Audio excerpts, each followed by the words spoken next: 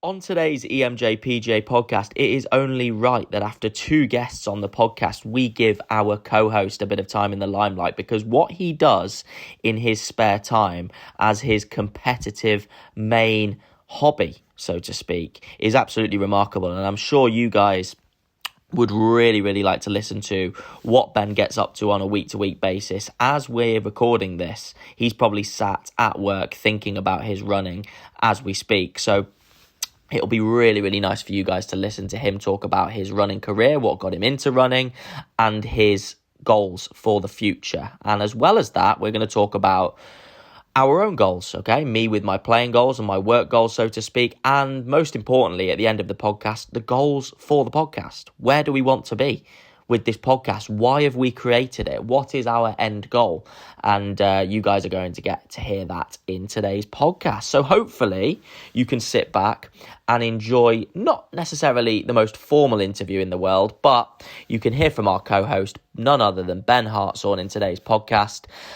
And that will take you into the rest of the week. We hope you enjoyed the listen. As always, there is a little bit of explicit language throughout the podcast.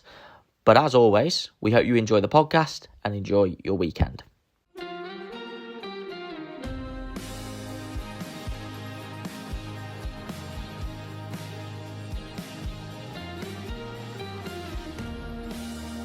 Hello and welcome back to the EMJ PJ podcast. This is episode 15. Can you believe it? Episode 15. These episodes are just flying by. I've got my esteemed co-host sat to my right, Benjamin Hartshorne. We'll introduce him in just a moment. He's going to take quite a prominent role in this podcast today, which I'm looking forward to, because we've had guests on the last few weeks. And we want to just try and keep that ball rolling a little bit. As you guys hopefully heard at the end of episode 14, Ben's away on holiday next week, so we're not going to have him available to record the podcasts. So I'm either going to do a solo mission, or I'm going to have to recruit help. So in terms of finding guests and keeping the guest streak going, we've decided let's give Ben a prominent role in today's later podcast. And you guys hopefully are used to listening to guest cameos at this point in your week, which is great. Benjamin Hartshorne, looking forward to being front and center of episode 15, lovely little number 15 of the MJPJ podcast. I'm looking forward to it. Number 15, you cannot believe it. With 15, we are not probably less than 15 weeks. We've done 2 a week, but incredible how far we've come. But yeah, looking forward to another episode. Yeah, I think like I was looking back on the social media today, and it's just it has flown by. Like all the posts where we were saying like we're launching in January, we're starting in January, and the weeks do fly by. And I feel like we're in a really nice little routine of every Monday night we come on and we record these podcasts, and we Yeah. set them up for the week, and then we do it again. And it's a nice way of regularly getting episodes out to you guys, and hopefully you enjoy listening to them, but also having it one specific time in the week. That will change the closer we get to big golfing events, which we don't have a Ryder Cup this year, which is a bit annoying. We've just had the Players' Championship, which is the quote-unquote fifth major. But the major championship weeks, we will be aiming to give you as much content as possible, and also, as the weather gets better, some on-course content as well, because I'm looking forward to recording some on-course stuff. We've got our new format, threesomes, which I'm so keen to get involved in the threesomes. And I feel like we've obviously been playing a bit of golf recently together, but it's really not that hard to organise. Like, you just need 4 people in your group. We will do a better job if we haven't already. I believe it was a couple of weeks ago. By my maths, that would make it episode 11 that we spoke about the details of our format threesomes. Go and listen to it and go and play it yourselves. Like, if you are listening to this, please go and play some threesomes and enjoy yourself. Because me and Ben are going to definitely enjoy ourselves doing that. Like, Ben, are you looking forward to getting out there and giving that a game? Like, we've got to sort that. We've got to get 4 players the next time we play and have a game of threesomes. It will be the only threesome with four members, so I'm looking forward to that sort of thing. But yeah, I thought that we only had three of us really, or three and a half. I said last Sunday playing. So yeah, to get another member, full member of golf to play, to give it a go. I've been thinking about it a lot, thinking about how we set up for it. You're going to need the vibes. You're going to need the sort of the want from every group member to get involved and to sort of enhance a new format.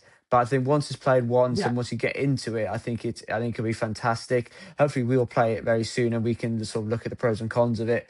But yeah, I'm looking forward to my first threesome experience. Yeah, me too. Me too, 100%. And the sunnier days are coming. I've looked at the Mm, forecast, by the way. The forecast for this week's looking really, really yeah, good, or promising at least. Wednesday, especially. I think I'm going to go and play some golf on Wednesday. Um, and I'm yeah. really looking forward to that.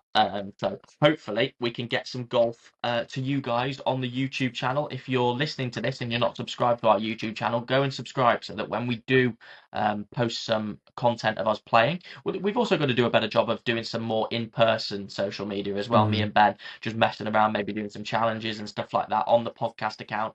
I'm sure you guys hopefully would like to see that, and we'll be able to cook those up for you very, very soon. That's one of our goals of the near future. And the goals for this year and into the future is the theme for today's podcast. Okay, I'm going to chime in a little bit, but as I said, Benjamin Hartshorne is going to take a nice, firm, prominent role in the middle of this podcast. So if you are interested in what Ben has to say and what Ben sometimes does in between recordings, keep listening because it's not far away. But yeah, we just want to do it a little bit, but this is one of our more wholesome podcasts. We're not going to come on here and start talking about threesomes.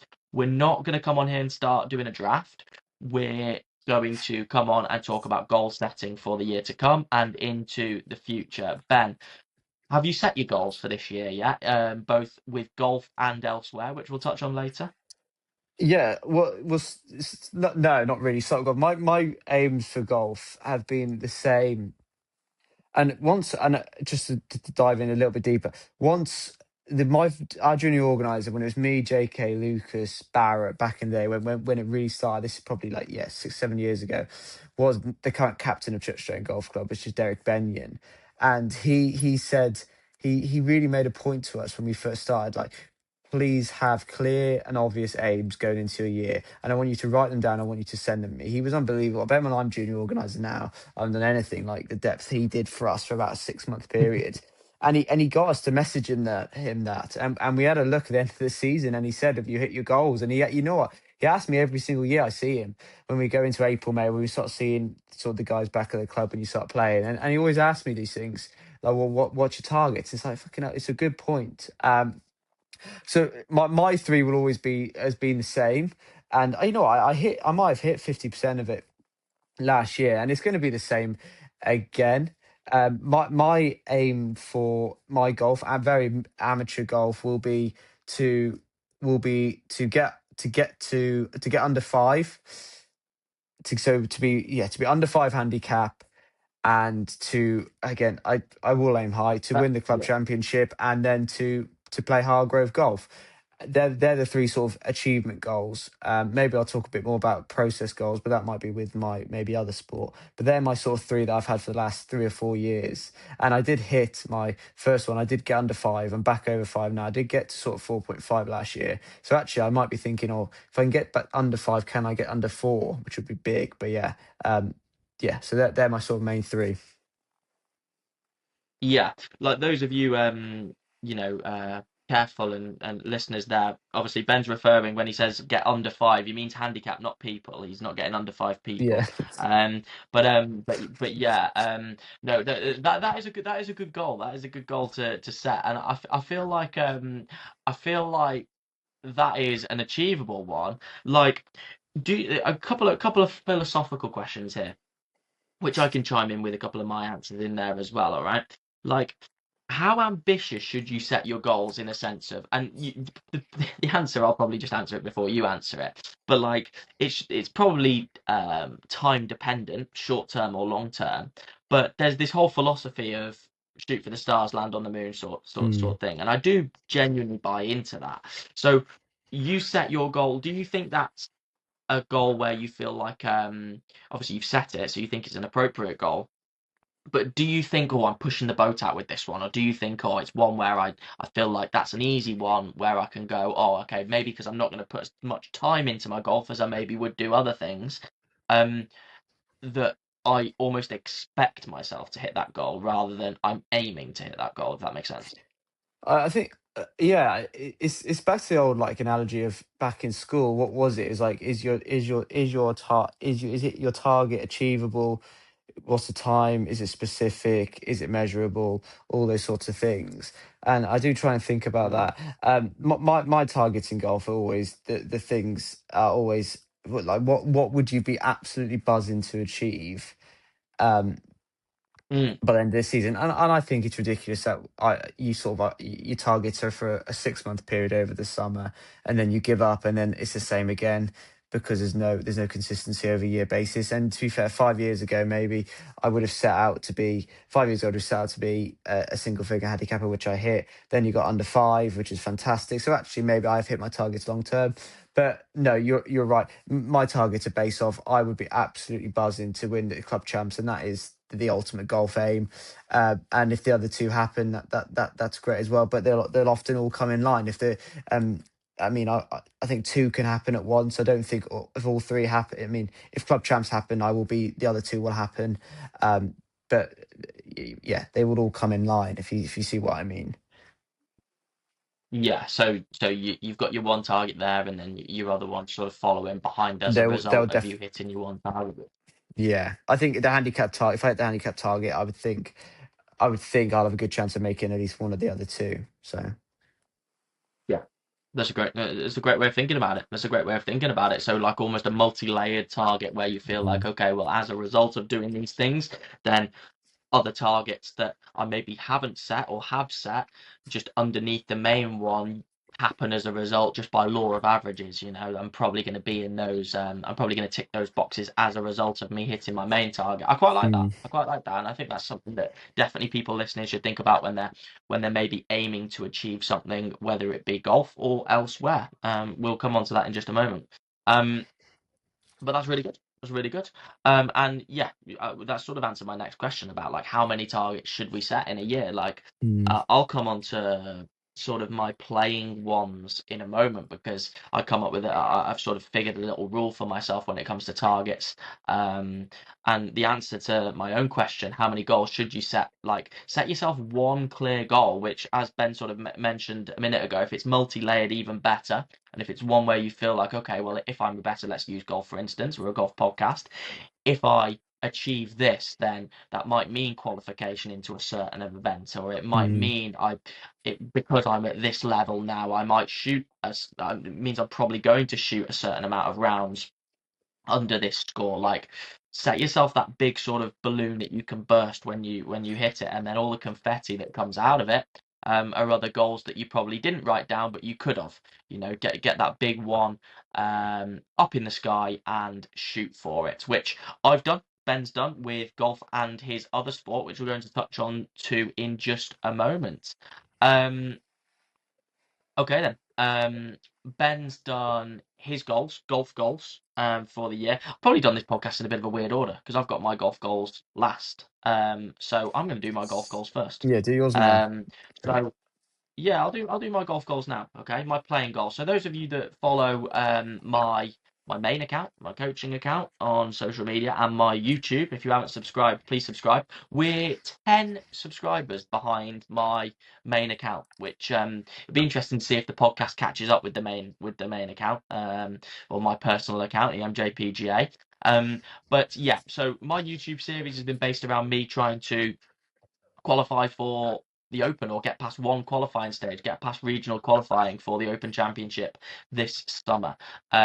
Now that is an unholy goal. That is an unbelievable standard of golf that you've got to achieve to get there. So my goal isn't exactly that, even though that's the point of the series. It's not exactly that. But coming on to golf goals and playing golf, okay, so really good bits of advice that I can probably give to people. Like, the first thing I want you to do is I want you to go on social media and follow a guy called James Berry, which is at James_Berry.1 on Instagram. And what he does is basically a psychological review of what me and Ben do on a Tuesday, our Tuesday podcast. He picks up little psychological things that he either knows from speaking to the players or gathers, um, and basically translates it into how you should go about thinking about playing golf, competing in golf as a result of what you've just watched on the weekend. And I think there's some fantastic advice and nuggets that you can get out of his account. And that is because my first goal is very, very sort of very vague, it seems, but when you laser it in, it gets a little bit more specific. So I've basically mentioned about building a stronger relationship with the outcome of my golf, okay, and every shot by shot, okay. So just trying to basically disassociate myself from negative outcomes as much as I can and appreciate them as part of the process. I feel like that's something where you look at, we spoke about this on Tuesday. We spoke about this when it comes to Ludwig Aberg, and you saw his performance, Michael Thorbjornsson. Ben mentioned it on the podcast as well. There's been a trend. There's been a trend of people leading into the final round and then not quite converting, and that is Mm. that heightened relationship with the outcome taking over. And what makes Scheffler so good is one thing that I love about Scheffler, and you hear it. I heard it last year, and then I heard it again at the start of this year. It was as he hit his unbelievable approach into 18 on Sunday at Pebble Beach. Um, and the commentator said like he can hit those shots because to him like it's just golf to him was the exact quote, okay. And what they're basically trying to infer is okay, if he gets that shot wrong and he maybe ends up in the beach or in the sea on Pebble Beach, it doesn't matter because he's going to go home and carry on with his day the exact same. Now, I know that's easy to do. If you're trying to qualify for the Open, you probably put months and weeks of effort into it, and all of a sudden you might have a shot on 18. I might have a shot into 18 to qualify or to have to hit it close, etc., etc. But trying to build the healthiest relationship I can with the outcome of the golf shots, I think that's something that you massively, massively, massively need to do as an amateur to just to see more positive results. So Mm. that's my goal number one. And how am I going to do that? Well, that's related to my two other goals, okay? Um, and how am I going to do that? Well, I'm going to build a clear intention over every shot that I hit, okay? And that's another process related goal, okay? So another trap that I can fall into when I'm playing, especially social golf, is just hitting the ball for the sake of hitting it, like not actually thinking about the shot that I'm about to hit. Like the first time we went up onto the golf course, remember I left my club on like every single hole that we played the Yeah, first time we went up the other week. yeah, That's absolutely outrageous. But like yeah. sometimes, like, and this isn't like, oh, but like, I'd like to think that I've been playing golf long enough that's okay. The first shot aside, you can sometimes get over the ball, and people who play golf regularly will all suffer this. Suffer with this. You can get over the ball and just like almost forget like what you're doing a little bit. Like Mm. when you get over it, you're just sort of in that same process of doing thing after thing. Have a clear intention of every shot that I'm about to hit is a massive thing for me. So does my setup match my intention? We played a few holes on Saturday, and I was really trying to focus on that a little bit more whilst doing it in a sort of relaxed manner, which was good. And I need to keep up with that. And then my last little thing, which is again process related, like my goal is every single shot or every single bad shot that I hit this year, I've got to laugh at it, either internally or externally. I've got to laugh at every bad shot that I hit. And these are things that help me build a stronger relationship with the outcome, because obviously if I have a clear intention over every shot that I hit and the outcome's bad, then I can look back. I ticked the box. I ticked the box for, did I achieve my goal of that shot? Yes, I did. Yeah, the outcome is aside. And then the same with the outcome might have done something back to me, and I'm gonna laugh at that shot. Again, the outcome is aside. I'm gonna hit that goal regardless. So that's massive. And then my overall rule to wrap things up for my playing goals for this year is those are my three process related goals, and I'm allowed to have one outcome goal as a result. As I'm sure Ben will probably do when we talk about his goals, golf aside, in just a moment. So my one outcome goal for this year is to be in control of my own destiny with 6 holes to go in open qualifying when I play it this year. So that basically means I've played 12 holes to a standard where I have the chance Mm. to be able to qualify for the next round of open qualifying.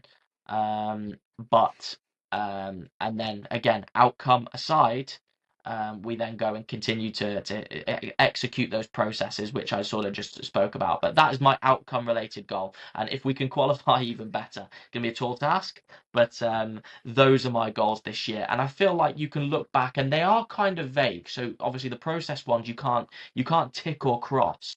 But what you can do is head into every single round of golf that you play, or every single even practice session that you do, and those process goals, especially the two latter ones that I spoke about, you can have them fresh in your mind, and if they're fresh there, then you're able to go out and execute, and probably give yourself a better chance of hitting your outcome.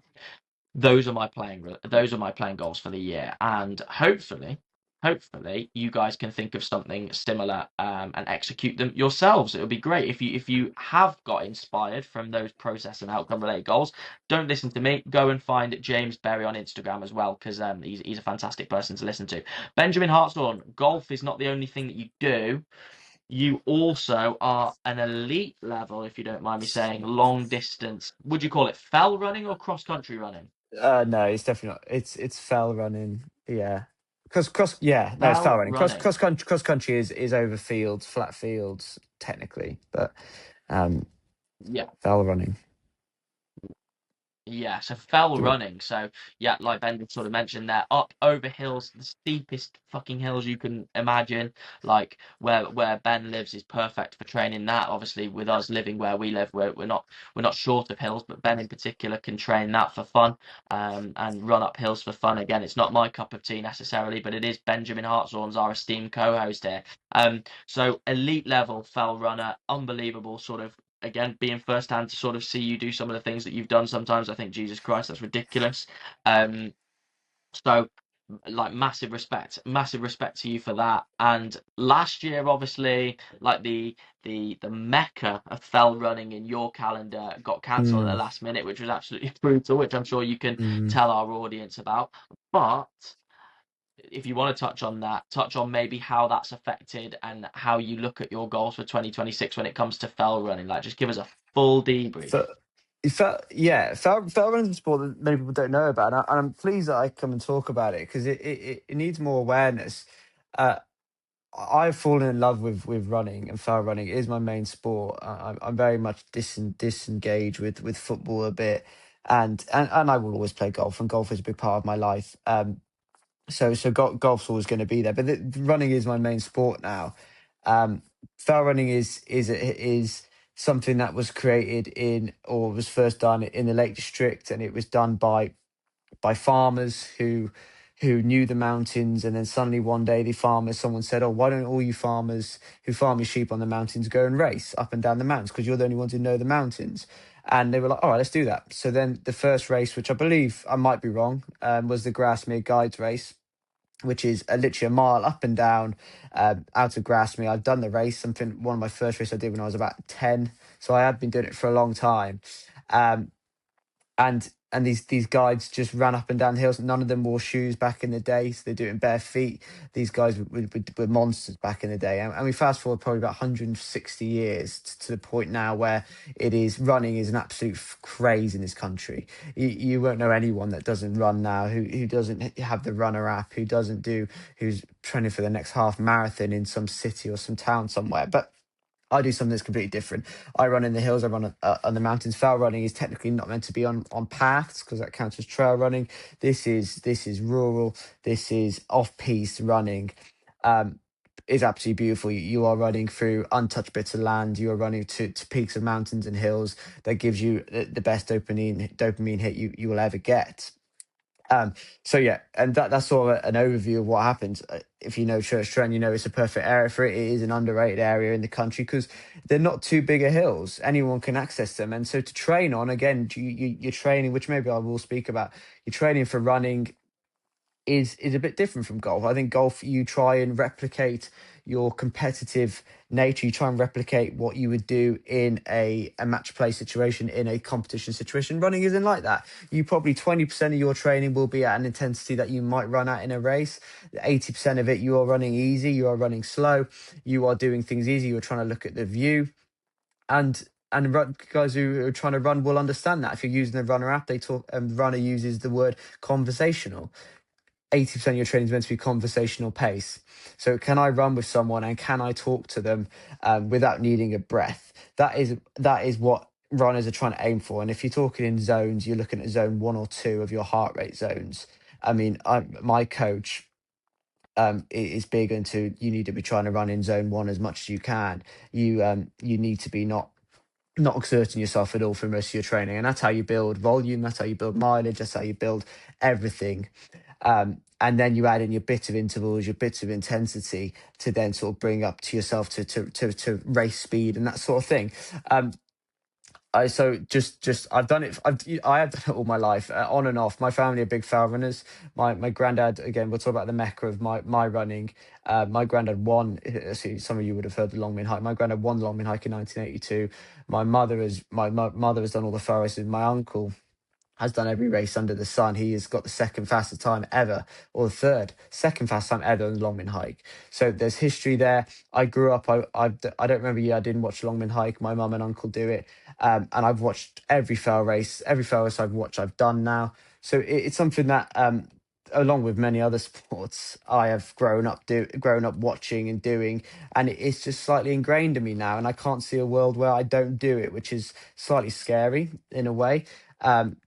So yeah, so if we're looking at targets and goals, and Euan spoke about process goals, which for golf is so perfect because you can consciously go into a practice session or a round, and you can always have in your mind what I'm trying to do. Tougher when it comes to running, I think.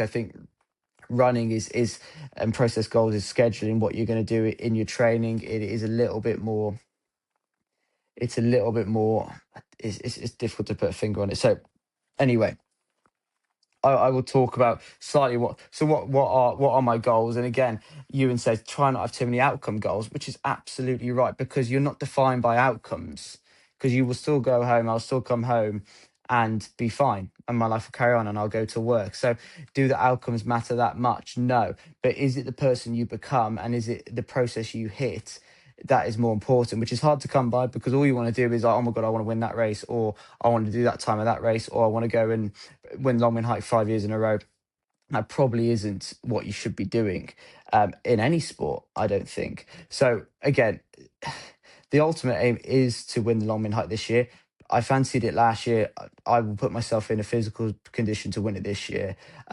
I've got no doubt about that. But what process goals you want to hit before that? So how can you find an easy running process goal? This might help people who want to start running.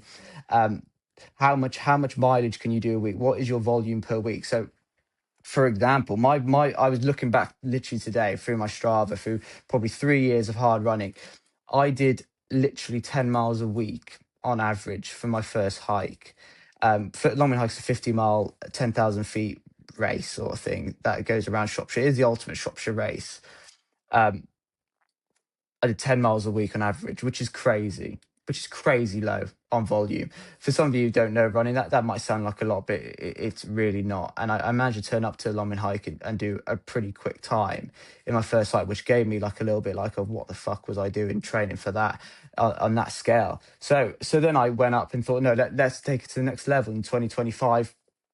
And so the process goal was, right, let's maybe not a conscious process goal, but how am I going to increase my volume to try and build it into harden your legs and train. So then I look back, and at the time I was thinking this, I was probably hitting 25 miles a week for an average, and some weeks I did more. I remember I had 2 weeks in June where I did up to 40 miles a week, maybe, but they were big weeks. But in those 2024, 25, in those weeks, it was all intense. I hadn't been coached by that point, so I was not doing anything in zone 1 or 2. I was trying to hit my absolute max in every session. Hence why I couldn't do that. Hence why I was only doing 25 miles a week, because the rest of the time you are shattered. And pretty much every run I did, I had to have a day's rest after, which is a no-go. I still would have backed myself to do well at the hike last year. I still came sixth at the Skyline, which is another big race. I did Borrowdale, which is probably the oldest classic race you can do in the Lake District, and I came about 102nd in that. So that was a tough 5 hours out in the mountains. So Borrowdale hits Great Gable, Great End, and Skyfell Pike. So it hits the three highest peaks in England. So I did that in August. So then we come around and we look at sorry, 2026. So what's happening in 2026? So how can I increase the volume? So you increase the volume by decreasing the intensity, which is absolutely what I've done. I very rarely hit zone 3. So I very rarely have my heart rate, if this interests anyone, over 150 beats per minute. Which, yeah, and which I always say, if you're going to run in zone 2, you cannot go over 150 beats per minute. So my aim's going into the year where I wanted to win the summer series, which is about 9 small races. These are literally 5k up and down hills, probably up and down the most famous hills in Shropshire, most of them. Obviously you got the ones like the Caradoc Classic, you'll know about the Wrekin Streak up the Wrekin. There's one up the Lawley, there's one up Corndon Hill, there's one up, or there used to be one up Corndon Hill, up Callow. So that was the one. Can I win that series, which starts in about 3 weeks, the first race of that. And then obviously it is then to do the Stretton Double, which is the win Skyline and the hike. So they're the 3 outcome goals. Will I all do all those 3? No, I wouldn't think so. But I would try, as Euan said, I will try and put myself in a position in a race where I think I'm not that far off. So yeah, they're the outcomes. How are you going to get to outcomes? You've got to hit your process goals. I know I'm going on a bit, but I will finish. And the process goals, which I feel like I'm hitting slowly. So I'm on currently this week, or last week, I did 49 miles in a week. So I'm aiming for 40 to 50 miles, and that is going to go up, which is scary. And me and my coach are working towards that. For the prime time training weeks, I will be doing, I think, 50 to 60 miles. That is my goal, to hit for a consistent amount of time, 50, 60 miles a week, on top of minimum 3 gym sessions. So they're the process goals. And that's the first process goal. And then after that, to layer into it, can I keep my sessions to below zone 2? Can I keep them easy? That is the process goals. And I think if I hit them, I stand a good chance of hitting the target. But if I don't hit the target, oh well, we'll go again. But ultimately, as I hope you will find with your golf this year, if you don't enjoy it, don't do it. And I hope that I will fall in love with running more by the end of the year than I do now. That is probably ultimately one of the big goals. Yeah, you've got to enjoy doing it.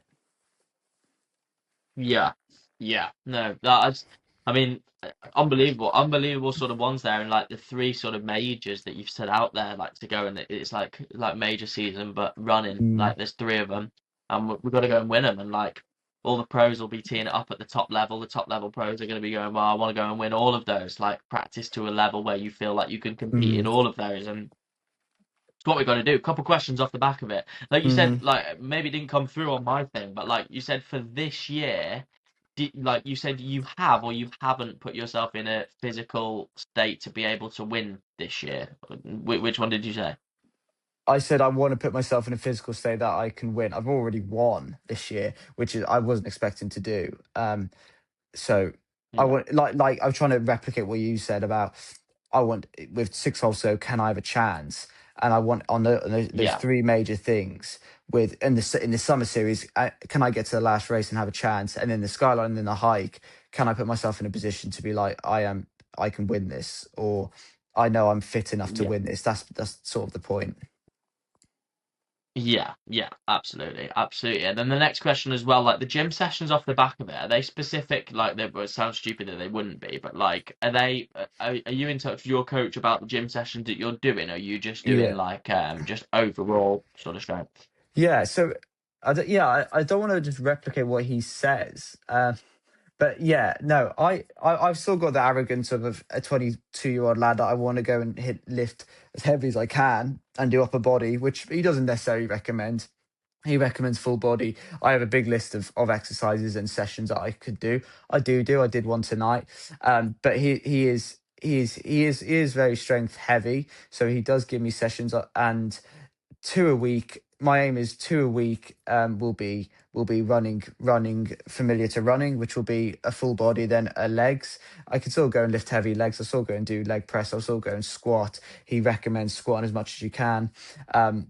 And then I will do my own shit and just do random shit that I enjoy. But yeah, technically, I think if I was going to go to the next level, I would completely listen to him and do the 2 or 3 sessions a week of what he would want me to do, which would be leg based and would be core based. So yeah. Yeah. Got so much time for that. And it's interesting how like you're running like again for me, but like the limited experience that I've ever had running on like a semi-regular basis or like lifting and doing like lower body stuff on a regular basis. Um, the last thing that I'd really, it's interesting how it works because the last thing that I'd want to do is like have a squat centered workout and then have to like if with you like there's probably non-negotiable. Okay, you're gonna have rest days, but you're gonna run relatively soon after you've hit the squats. Like I Mm. find that interesting. Like it would take me a few days, sort of thing. Like, do you feel like you have like squat days coming up and So, think, oh Jesus y- Christ, y- maybe not gonna bash out 10 miles tonight? no, it's the thing of I pick and choose when I lift really heavy. So I'm lifting heavy legs once every 2 weeks. I will go and get a back squat and properly go and fucking dip down and do it and try and go as heavy as you can. Um, but if you Yeah, do it in intrepid steps and meticulous steps over years, which I've sort of done, my body is used to it. And if you've got to eat right, that's a big thing I recommend to people. You've got to eat. Don't be scared of eating. Overeat, if anything. Again, don't eat so much shit. But if you're gonna eat, fucking eat. Drink lots of water. Do the protein shakes after you run. Do all those things you can do to put supplements into your body, and your body will recover. And I think the key, as I say, to be able to go in, yeah, on a day like tonight where I've done split squats and I've done RDLs, to then think, all right, I'm going to go and do my plan tomorrow is to go and run at lunchtime and after work, which only is you've got to run easy. You've got to recover, and to recover for most people is to have a day off, and sometimes for me it is, and for some runners it is. But you get to your point where your body is like, my recovery is going to be 5K, but it's going to be really easy. I'm going to run to recover, which you know what, even three months ago was like crazy to me, thinking I'm going to recover by doing the thing that I'm meant to be recovering from. Um, and mm, again, I'm still learning about all of this, but you've got to build your body up slowly to be able to yeah, I'm going to go and lift heavy in the legs today, and then I'm going to go run tomorrow. uh, and what am I going to do in between to recover? To recover, I'm going to eat as much as I can. I'm going to eat a lot of vegetables. I'm going to do a protein shake. I'm going to sleep well. I'm not going to get too stressed at work. I'm going to keep moving at work. I'm going to drink a fuck ton of water, and I'm going to focus myself on a day-to-day basis. And yeah, you're going to be fucking aching. That's a given, but you've got to push through that. So yeah, I totally agree with you. It's difficult, but when you train and you take it seriously, your recovery, your body should allow you to do both. But easier said than done sometimes. yeah. Yeah, no, I got that. I got that completely. So we've got some 2026 long-term goals. We're going to come on to some podcast goals in just a Yeah. moment. But before we do that, like long-term goals, like I was listening to an interview with Rory McIlroy this week and found it really interesting what he's saying because, again, I don't know which side of the coin I fall on. Like, I feel like internally you've got to do this, and obviously he didn't do it externally because he didn't say in the interview. But they're talking about major championship wins, and they sort of said, "Have you got a number that you want to get to?" And he sort of said, he sort of danced around saying, "Yes, he does," and then he sort of said, "Oh, but I'm not going to share that because it's going to be another thing to determine my career as success or failure based on if I've reached these goals or not," which completely makes sense. Oh, we've lost Ben. Is he still there?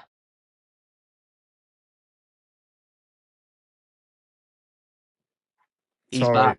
He's back. No, Sorry. don't worry. Sorry. Don't worry. Don't worry. Don't worry at all. No, but Carry so on. basically what I was saying about McIlroy was okay, he's got a set number of things, and then if he does do it, unbelievable. Mm. And if he doesn't do it because he's set his goal so high, again, it's that shoot for the stars, out land on the moon philosophy. He can look back and go, oh damn, like I did this. So like, do you have any long-term goals with your fell running? Because obviously there are some. I've followed you around fell running. There are some people that do it for a hell of a long time. Like they're not. It's not like it's incredibly grueling on your body. But then also you Mm. see some of the ages of people doing it, and you go, mid 40s, maybe even Mm. early 50s. Some people that I've watched them running the same races as you. So there's a decent career span for you to be able to do it. Hopefully, touch wood, barring Mm. anything stupid happens. So, like, do you have any long term goals that you I want to sort of put out there and go like, okay, like I want to achieve this when I'm maybe not able to run anymore? I can look back and say I aimed for this and tried to do this. Yeah, I mentioned to see what yours are and the point you are now. It's interesting, as you just mentioned, the guys I race against. I'm a rarity being this young. It's similar to golf, fell running. You can do it as you get older.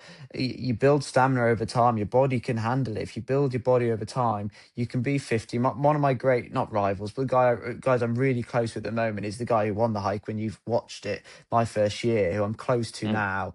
He's plus 50, and he's running 80 miles a mm, week. He's in electric. He's about to try and do the Bob Graham round, which, if you know about running and fell running, is the ultimate challenge in the Lake District. And you just think, fucking hell, amazing. So yeah, it's not blowing yourself out too early, too soon. I got to try and keep it steady. That when I'm 35, I'm not fucking injured and I can't run. So you've got to do it slowly and meticulously. But yeah, sorry, long-term goals is difficult to say. Um, I just want to be make sure like I'm enjoying what I'm doing. That's the main thing. I want to make sure I'm not doing it for any other reasons, but because I want to do it. That is the biggest thing because that's what I think life's about.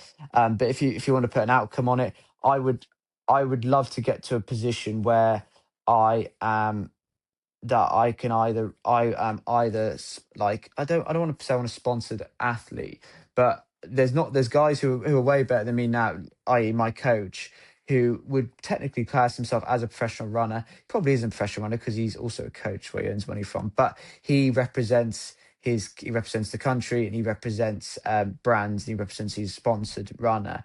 I think that's the ultimate goal. Will I hit that? Don't know, but what will come with that will be winning and doing unbelievable in all Shropshire races and local races, and then being putting a mark nationally, which I do think I could get to because I am ridiculously young. But it's going to take a lot of hard mhm. work and a lot of hard miles. But I do think ultimately, I do think Yeah, I can be sort of national standard fell runner. That is the ultimate aim. yeah, love it, love it. The podcast community are going to be behind you, Ben Hartshorne. We're going to tick these things off when a win comes, just like Mm, any other golf pro. When a win comes, like we'll be celebrating it on here. Like we'll definitely have some coverage around the big running events that you run this year yeah, that we get chance to be there for, and we'll track it. So hopefully you guys listening to the podcast, um, you're welcome to come along for the ride. Basically, yeah. is what we're saying. There's going to be some coverage on Ben's running as we go, as he's an integral part of this podcast. And yeah, we're looking forward to celebrating some wins in the future.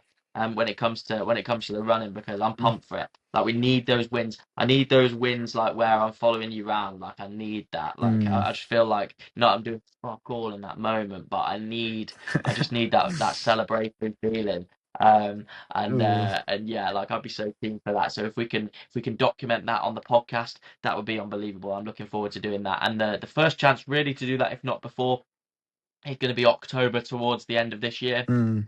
where we'll definitely have some coverage on the Longmynd hike. That's obviously incredibly local to you and local to me. Yeah, We'll get the coverage of the Longmynd hike up ready for that, because that'll be an unbelievable one if things go our way and we that manage actually to win that one. Like, happens. how would you feel winning the Longmynd hike? How will I feel? Go on. Yeah, it's a bit scary because like it's something I thought about all my life. I know I wasn't fully into running for a period of time, but it would be scary. But yeah, no, it would be unbelievable. It would like in my head, like this is wacky. Like I don't know what if you think like this. Obviously, I fantasize ridiculously, and like my absolute fancy is Yeah. to win the club championship at golf club, to win Longman Hike, and then to be the captain of Church Football Club all in the same year, which won't happen this year. But I think I could do at least one of them. But that would be the ultimate. But I don't want to do it too soon. I don't do it again, sort of thing. But yeah, the Longman Hike is would be an unbelievable day out for everyone, and yeah, it take a lot of hard fucking work 'cause it's an absolute, it's disgusting the stuff you got to go. I will physically have to go through to win it, but I will try and do it. So yeah, Yeah, no, you've already done it. So we've already done it the once. yeah, So we know it's in there. That confirmation, that mental confirmation when you know mm, you've done something before. Like It's unbelievable. It's always Yeah. walking into the unknown that's like the scary bit. So Mm. you've got that in the back of your head now, and like, we can kick on from there. I'm looking forward to it. And yeah, like we just said, goals. Those are proper goals from Benjamin Hartshorne there. Like, and let's see if it happens. Like Mm. that's I think that's why people talk about it, the whole law of attraction thing. You've gotta be quote unquote delusional enough for these things to happen, Mm. and they don't just happen by accident. They don't just happen by you stumbling into them. You've got to think about these things, and like we said at the top of this podcast, if you set your goals up here and we're somewhere down here, but we've done most of them, and that's an unbelievable position to sort of be in, Absolutely. and you know, that's what we're here for. That's what we're here for. And speaking of which, we're going to set out our short-term and long-term goals for the podcast. For Mm. the podcast, because this is why we're here. This is why we're here, filming on a Monday night. We want this podcast to be something. We want this podcast to grow. We want this podcast to be an avenue for people who love golf, just like us, to come, listen, review, have a laugh, think about, suggest ideas, an endless concoction of golf related activity, and then again be able to branch out. We've had Ben's fell running, we've had witty social media content creation, we've had Jake's horse race journalism. Obviously, a lot of the guests that we're going to have on will have a connection to golf some way, some form, but hopefully we get to a stage where our podcast is that big that we maybe get to a point where people maybe are just getting into golf, and people of a noticeable status can come on and talk about golf with us. We wouldn't be very responsible in doing this, but we can instruct them on why golf is such an amazing game, and that's where we want to be. That's touching a little bit onto some of our long-term goals. But yeah, just to finish this podcast, which has been fantastic, we've got an in-depth look into what our co-host does on a day-to-day basis and a week-to-week basis, which is a lot different to what I'm sure a lot of you guys listening are doing. Um, and definitely motivates me to get out there and get a flipping zone one run in tomorrow. I tell you that much. But um, but podcast goals, short term and long term. Again, it's difficult to do process related goals. The process related goals are internal, and they're a product of what you guys are hopefully listening to now. Consistency, weekly podcasts, 2 weekly podcasts coming at you every week. This stuff that we're about to talk about and set doesn't just happen overnight. It happens as a result of us coming on here on a consistent basis, and I hope you guys are enjoying them. But short-term goals, okay, with simple short-term goals, like let's set an achievable goal, okay, and that's something that me and Ben are definitely looking for. We want to just build a community of regular listeners. If you are a regular listener and you are listening to this right now in the podcast, leave us a comment on either the podcast platform that you're listening or on YouTube. Leave us a comment, because it's massively appreciated. For me and Ben to know that you're there listening. I appreciate that podcasts aren't for everybody. I am a massive podcast listener, which is why I've started this podcast, but not everybody is. And if you are listening this deep into the podcast, it's massively appreciated. Ben, how buzzing would you be when we build this community of listeners to the MJPJ podcast? Because with this community, I feel like they're the army that lead us into battle, where the unsung heroes that we don't see a little bit if we want to get to where we want to get to with this podcast. Absolutely. Like we will not get anywhere without listeners, without viewers, without a community, without interaction, and without interest. So I think it's massively important. I do think your knowledge of golf is unique, and I think it should be listened to. And I think we hit home on and golf's especially golf in the media and golf. At the top level, it's all very lovey-dovey. Like the Sky Sports Golf podcast are very like, oh, well done to him. Rick Shields can't really say anything nowadays. We will get into the nitty-gritty of it. We will say our opinions. We will talk about the things that you won't listen to and the things you look at and think, what the fuck is that? And we will talk about it.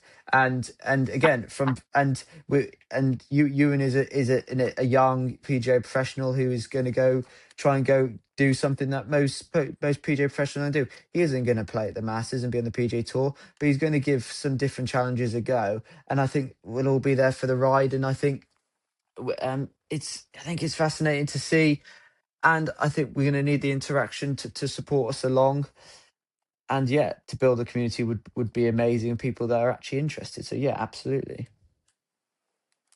Yeah, Yeah, no, I massively agree. Massively agree. We want to do stuff like, obviously, I've got what I do on a daily basis. I absolutely love helping people play better golf. That is my day-to-day job, and I love it to bits. You know, on a personal note, one of my goals, and via this podcast, and guys, let us know if you want to see more of this. I always find it difficult doing this in a podcast setting because if you're listening to this, which is the whole concept of a podcast, you're Mm, not going to be able to see some of the things that I'm talking about. But like on a personal note, one of my goals is to become like a really high level golf analyst. Like I want to be able to keep mm, learning about the game to a point where I feel like I can feel comfortable teaching other people, not just in a physical sense, but in a verbal sense.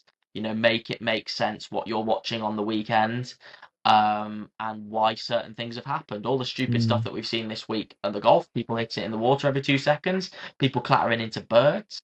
mm, Like, why has that happened? The psychological impacts of why it's happened, paired with the physical uh reasons why those things happen on the golf course. There's so much that goes into golf, and you know, I just want to be at the spearhead. I want to spearhead um being able to make it understandable for the regular viewers and listeners, you know, and that's something that is a personal goal of mine.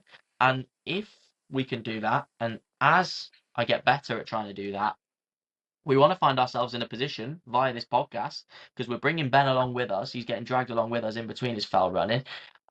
We want to get to a point of being able to go to golf tournaments and interact with the people that you guys watch on TV. Like, we want to bring our own flavor to top level golf. Like, just, and I don't mean this in like an unprofessional way, because it's the last thing we want to do. But like, I feel like I made a post about this last week, and it's actually the most viewed post I've ever put up now, which is interesting.